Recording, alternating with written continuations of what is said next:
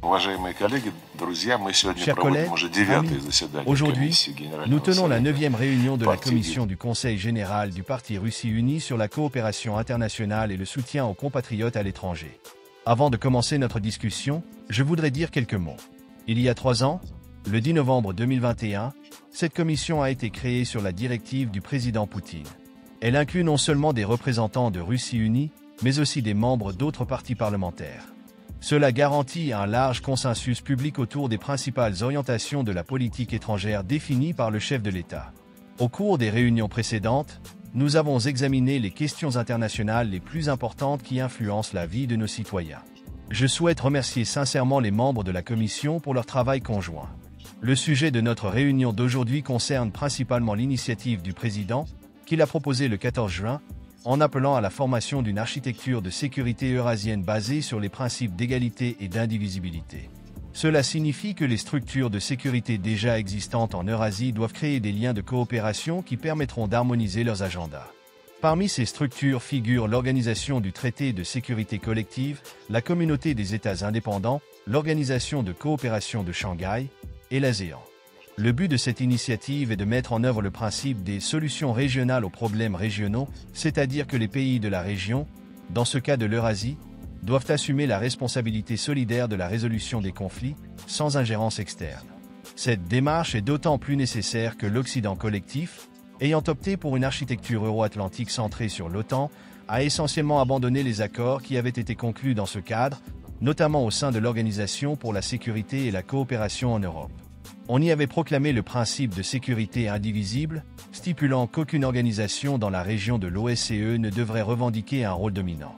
Cependant, ces principes ont été foulés aux pieds, surtout après le coup d'État en Ukraine. L'OTAN continue de s'étendre, revendiquant une position dominante, non seulement en Europe, mais aussi en Asie-Pacifique, formant des blocs fermés et cherchant à étendre son influence. L'initiative de sécurité eurasienne, sans ingérence de puissances extra-régionales, que le président a avancée est donc très actuelle. Cette initiative a été concrétisée les 31 octobre et 1er novembre lors d'une conférence sur la sécurité eurasienne tenue à Minsk. Y ont participé 600 représentants officiels et experts de plus de 40 pays, ainsi que le président Loukachenko, des vice-premiers ministres et des ministres des Affaires étrangères de plusieurs pays, dont la Syrie, la Hongrie et la Chine. Lors de cette conférence, il a été convenu que les futures réunions seraient annuelles. Nous envisageons de développer une charte eurasiatique de diversité et de multipolarité au XXIe siècle, document programmatique consolidant les initiatives proposées lors de la conférence de Minsk et d'autres forums. Nous avons également utilisé la récente réunion du Conseil des ministres des Affaires étrangères de la CEI pour promouvoir cette initiative et adopter une déclaration de principe pour la sécurité en Eurasie. Ce document a été signé non seulement par la Russie, mais aussi par la Biélorussie, le Kazakhstan, le Kirghizistan, le Tadjikistan et l'Ouzbékistan. Comme l'a dit le président, bien que nous parlions de sécurité eurasienne égale et indivisible, nous ne fermons pas la porte aux pays de la partie occidentale du continent européen, à condition qu'ils soient prêts à participer à un travail commun sur la base de l'égalité et en renonçant aux politiques hostiles et néocoloniales. Les représentants de la Serbie et de la Hongrie, mentionnés plus haut, ont également participé à la conférence de Minsk. Il est dans notre intérêt d'impliquer aussi les structures parlementaires, y compris l'Assemblée parlementaire de l'Organisation du traité de sécurité collective et l'Assemblée interparlementaire de la CEI. Ces organisations ont montré un intérêt pour un travail commun. En outre, les processus interpartis initiés par Russie Unie, visant à créer un forum des États pour contrer les nouvelles formes et pratiques de néocolonialisme, s'inscrivent pleinement dans nos objectifs. Le récent forum de Vladivostok, tenu dans le cadre des BRICS avec des partenaires, portait sur le thème « La majorité mondiale pour un monde multipolaire ».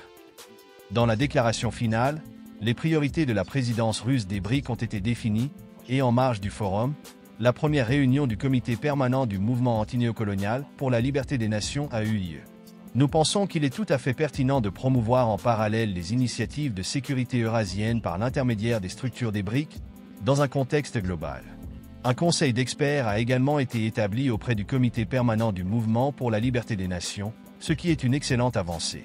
Nous sommes convaincus que les résultats de leurs travaux seront très utiles, d'autant plus dans le cadre de la lutte anticoloniale, qui revêt une importance mondiale. Dans ce cadre, le groupe des Amis pour la défense de la Charte des Nations Unies, formé à l'initiative du Venezuela et avec notre soutien actif, a récemment adopté une résolution au sein de la 4e commission de l'Assemblée générale des Nations unies, intitulée « Éradiquer le colonialisme sous toutes ses formes et manifestations ».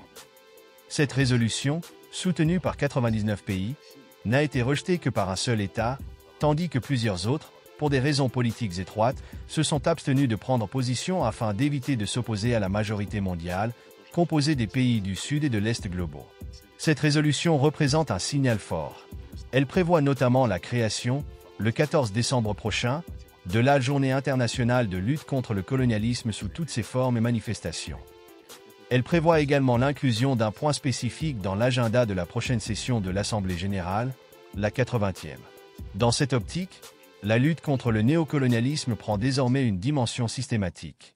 En parallèle, le Forum de partenariat Russie-Afrique qui vient de se terminer hier a également abordé la question de l'émancipation des pays de l'Afrique et de leur libération des vestiges néocoloniaux, particulièrement dans le domaine économique. La question de la place de l'Afrique dans la division internationale du travail a été soulevée par la majorité des ministres africains présents.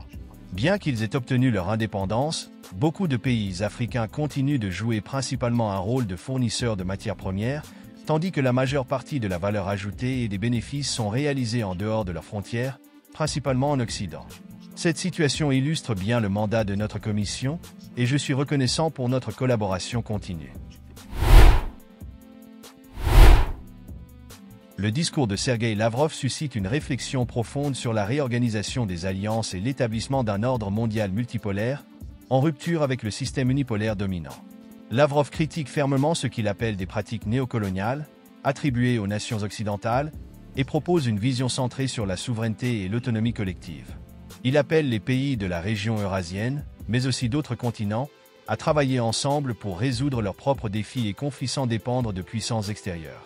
Ce changement de perspective implique une redéfinition des responsabilités et un rééquilibrage mondial où chaque région serait maître de sa sécurité et de ses choix stratégiques. Lavrov aborde également la question centrale de l'émancipation économique, en soulignant la dépendance persistante de nombreux pays africains qui, bien que formellement indépendants, continuent de jouer un rôle subalterne de fournisseurs de matières premières. Dans un système économique mondial dominé par les pays les plus développés, la valeur ajoutée et les profits générés par ces ressources échappent aux nations productrices pour enrichir majoritairement les économies occidentales. Cette réalité reflète des inégalités structurelles et invite à repenser les modèles de coopération économique afin que les pays d'Afrique, d'Asie et d'Amérique latine puissent développer des chaînes de valeur et renforcer leur industrie. Cela leur permettrait d'assurer leur propre croissance économique en s'affranchissant de la dépendance actuelle. Le discours de Lavrov met également en lumière une question de cohérence internationale. Il évoque l'adoption par l'ONU d'une résolution anticolonialiste qui pose un paradoxe. Si le colonialisme est universellement condamné, pourquoi subsistent des pratiques d'ingérence, de domination culturelle et de dépendance économique? Ce paradoxe souligne le besoin de cohérence entre les valeurs affichées et les actions menées par les États. Lavrov semble appeler à une prise de responsabilité collective pour créer un système international véritablement respectueux de la souveraineté et de l'autonomie de chaque nation, sans ingérence ni double standard. Ainsi, la réflexion suscitée par ce discours dépasse les enjeux stratégiques pour inclure une dimension de transformation socio-économique permettant aux régions en développement de gagner en autonomie et en influence. La coopération internationale devrait alors être perçue non comme un simple rapport de force, mais comme un outil de développement durable et équitable. Pour terminer, 2 questions méritent réflexion. La coopération régionale est-elle suffisante pour assurer une véritable sécurité sans intervention extérieure? Et comment les pays en développement peuvent-ils atteindre une autonomie économique effective dans un contexte dominé par les grandes puissances? Partagez vos points de vue dans les commentaires.